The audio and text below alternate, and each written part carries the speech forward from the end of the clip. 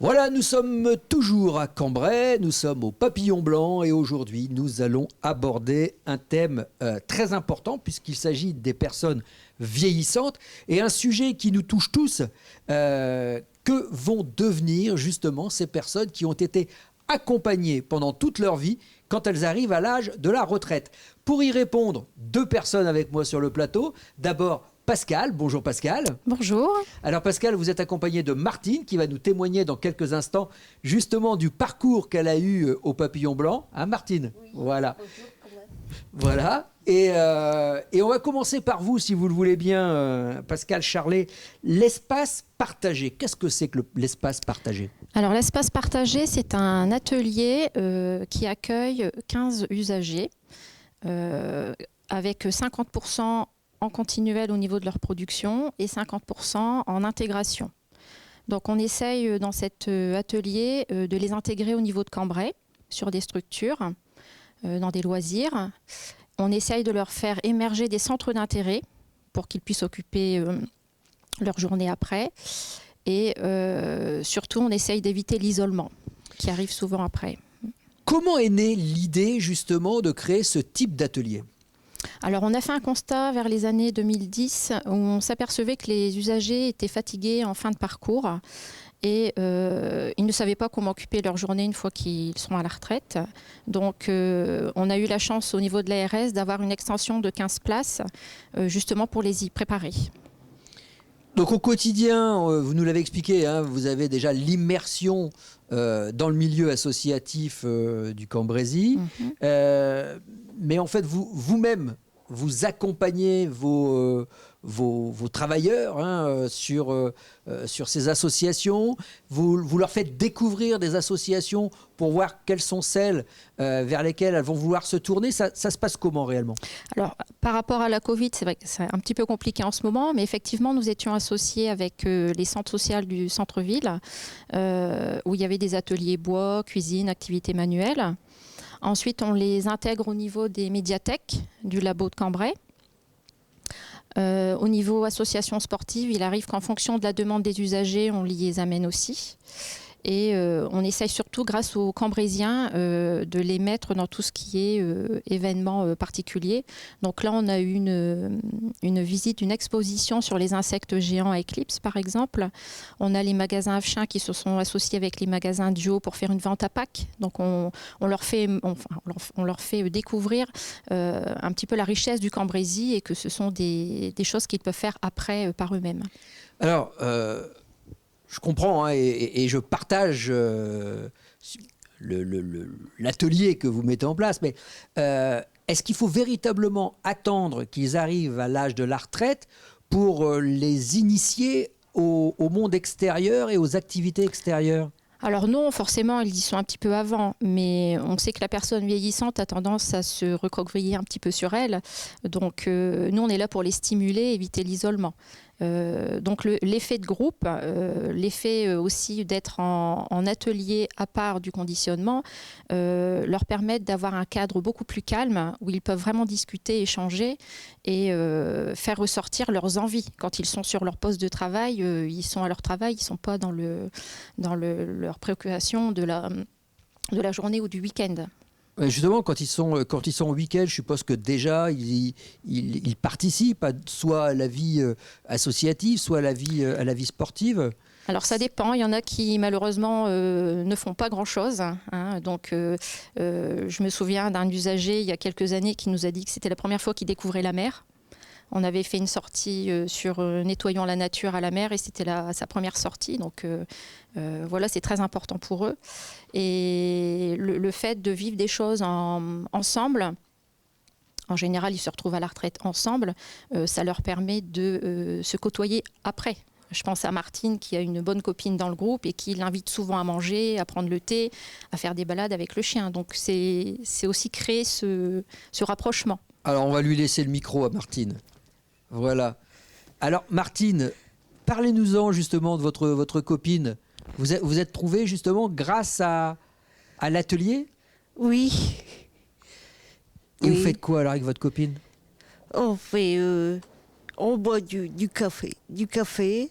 on discute, je fais à manger avec ma copine Marie-Odile.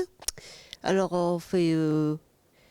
puis après on fait une balade avec Marie-Odile. Puis on a fait une autre balade avec Pascal. Alors on a fait avec Pascal et puis tout, on a fait un autre chemin et puis tout, et j'ai refait le même chemin. Ah, toute seule? Toute seule, avec mon D'accord. chien. Bon, bah c'est bien. Oui. Et ça vous rassure du coup d'avoir une copine comme Marie-Odile? Oui. Ça vous fait moins peur de prendre votre retraite? Oui. C'était quoi votre peur? C'est la peur d'être seule après la retraite? Oui, voilà. Là actuellement, donc vous êtes encore à 50% en Oui. production ici. Oui. Vous faites quoi? Bah, comment dire, moi, je travaille du mardi au vendredi, parce que moi, le lundi, je ne travaille pas. D'accord. Et vous faites du conditionnement, c'est ça? Avant, Oui. oui. Mais plus maintenant. Puis maintenant, parce que j'étais tellement fort fatiguée. Alors c'est pour ça. D'accord. D'accord. Et donc là, par rapport à l'atelier partagé comme... Bah, comme- c'est bien, c'est bien. C'est bien. Oui. Bon. Alors venez nous Oui. expliquer les raisons Ouais. pour lesquelles c'était bien. Premièrement, parce que ça va vous rassurer après votre retraite. Mais s'il n'y avait pas eu justement l'atelier partagé, vous auriez eu peur de prendre votre retraite? Oui, Ah, on sent que ça sort du cœur. Hein. oui. Oui. Bien. Alors on va reprendre. Merci. Hein, Parce qu'on fait de la cuisine aussi. On fait on fait des courses avec Pascal. Ouais. On fait de la cuisine aussi. Et surtout, vous allez voir un petit peu ce Puis qui se passe dans moi, Cambrai. après, moi, je fais tout seul après. C'est ça.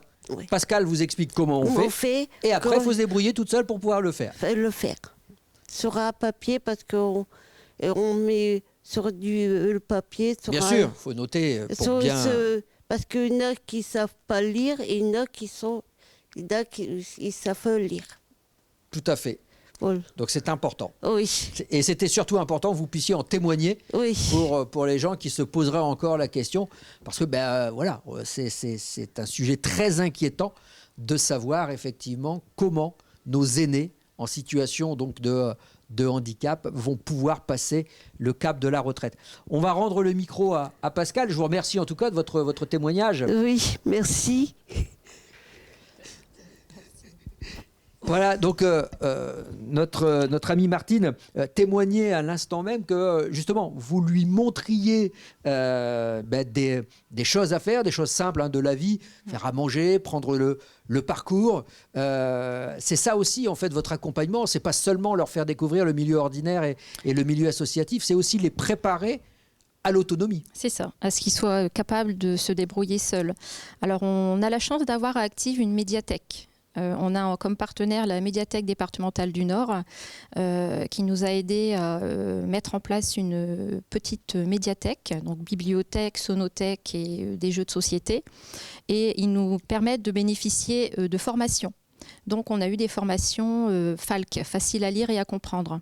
Donc d'où l'intérêt de pouvoir faire des recettes avec des petites images, quelques mots quand même pour le grammage, et de les reproduire avec eux et pour qu'ils puissent les reproduire chez elles.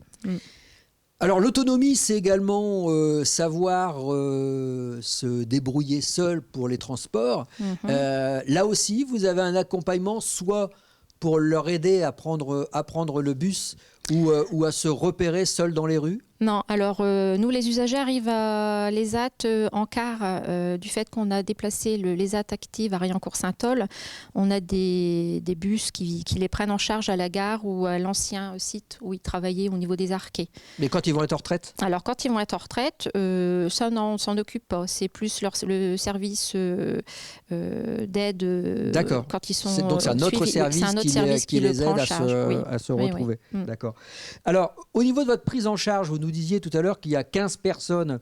Je suppose que c'est par rapport à l'âge, c'est 15 personnes qui vont arriver à l'âge de la retraite ou c'est 15 personnes qui ont été choisies en fonction justement de leurs besoins? Alors, l'intégration à l'espace partagé, ça vient du volontariat. Ils ont des PAP, projets d'accueil personnalisés, pendant lesquels ils expriment leur souhait de venir chez nous. Il y a toujours un stage, 15 jours ou un mois, et à la suite duquel ils nous disent s'ils veulent rester. Il y en a qui restent, il y en a qui ne veulent pas rester, si ça ne leur convient pas. Et c'est vraiment après, à partir de là, en fonction de leurs besoins, de leurs projets, qu'on remet en place des petites activités ou qu'on les intègre dans des activités. Et ça dure combien de temps cet accompagnement ? Ça peut durer de quelques mois, des années. On a des personnes qui sont un petit peu plus jeunes, mais qui sont très fatiguées suite à des problèmes de santé et qui peuvent arriver à 52 ans. Donc la retraite est encore assez loin. Comme on a des personnes qui viennent pour les 4, 5, 6 derniers mois. Voilà. Très bien. Alors, là, on a également, je ne sais pas si ça relève de vos fonctions, mais on est dans une période électorale.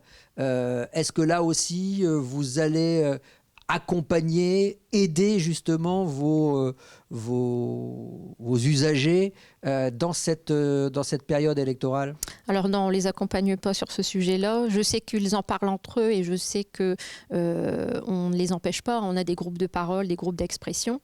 Donc si le sujet vient sur le tapis, oui, ils peuvent en discuter, mais nous, on ne prend pas part à cela. Non, ce n'est pas notre objectif. Alors, on revient sur le temps partagé. Vous nous disiez tout à l'heure 50% en production, 50% chez nous. Ça représente quoi alors 50% ? C'est 50% de 24 heures semaine, de 20 heures semaine, de 35 alors, heures 35 heures semaine. 35 heures semaine. D'accord, donc il y a quand même 50% des 35 heures qui vont se passer en fait avec vous, quoi. Alors on a beaucoup de personnes qui sont plus à temps plein quand même, hein, comme elles sont en fin de parcours. Elles ont un 80-60% à mi-temps. Donc celles qui sont à mi-temps, c'est par matinée, souvent c'est le matin qu'elles viennent. Donc une matinée entière avec nous à l'espace partagé et le lendemain au niveau du conditionnement. Pour les autres, à 13h, on fait le changement, puisqu'à 13h, les mi-temps s'en vont. Avec le Covid, bien entendu, ça n'a pas été très très simple de mettre tout ça en application. Vous nous l'avez expliqué il y a quelques instants. Mais si on faisait aujourd'hui une analyse de votre activité, quel point positif vous en tireriez déjà ? Par rapport au Covid Non, depuis le Covid. Depuis le Covid. C'est-à-dire que si on oublie justement la période Covid, parce que je vous disais, ça n'a pas été facile de mettre votre activité en place pendant cette période. Donc, en faisant abstraction de la période Covid, votre activité en règle générale, aujourd'hui, quel point positif vous en tireriez ? Le point positif, c'est que le pari est gagné au niveau de l'espace partagé du fait que pour nos usagers, ce n'est pas entre guillemets une mise au placard. On arrive à leur faire vivre des moments avec les ateliers, les usagers qui font partie des ateliers à côté, si vous voulez. On a créé une petite gazette donc, qui s'appelle l'Actividé, qui relate la vie de l'ESAT. Avec les nouveautés au niveau de la bibliothèque, la vie par rapport aux fêtes qui peuvent se passer, Noël, Pâques, tout ça. Et ils organisent tous les mois un petit concours. Donc il y a vraiment un échange avec les autres. Et je pense que le fait de ne pas être isolé dans notre atelier et d'aller partager avec les autres, nous, l'espace partagé, c'est quelque chose qu'on avait on avait une petite crainte au début et finalement, ça s'est super bien passé.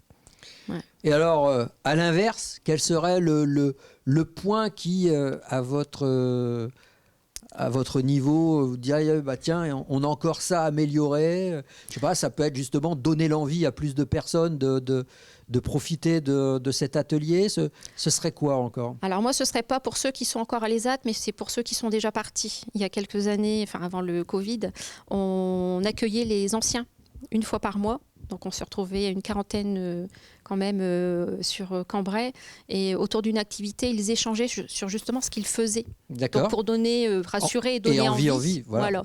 Et malheureusement, depuis le Covid, on ne peut plus. Et ils sont toujours en demande. Ils continuent à appeler si on les croise dans la rue lors de balades. Et c'est vraiment un manque à ce niveau-là.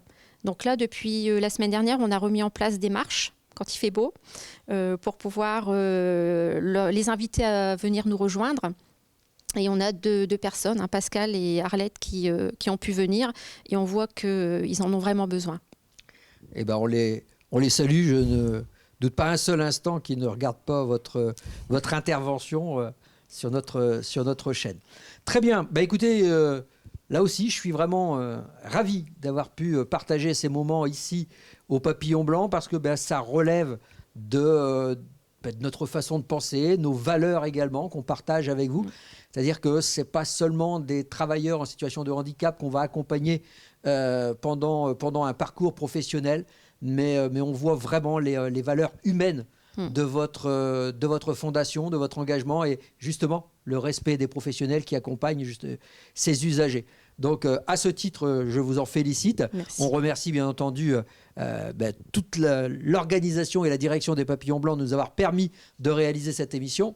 Marion qui a œuvré bien entendu pour que ça se passe comme ça aujourd'hui avec vous Martine et avec vous Pascal. On se retrouve donc dès demain avec un autre sujet. Je vous souhaite à tous de passer un excellent moment sur notre chaîne.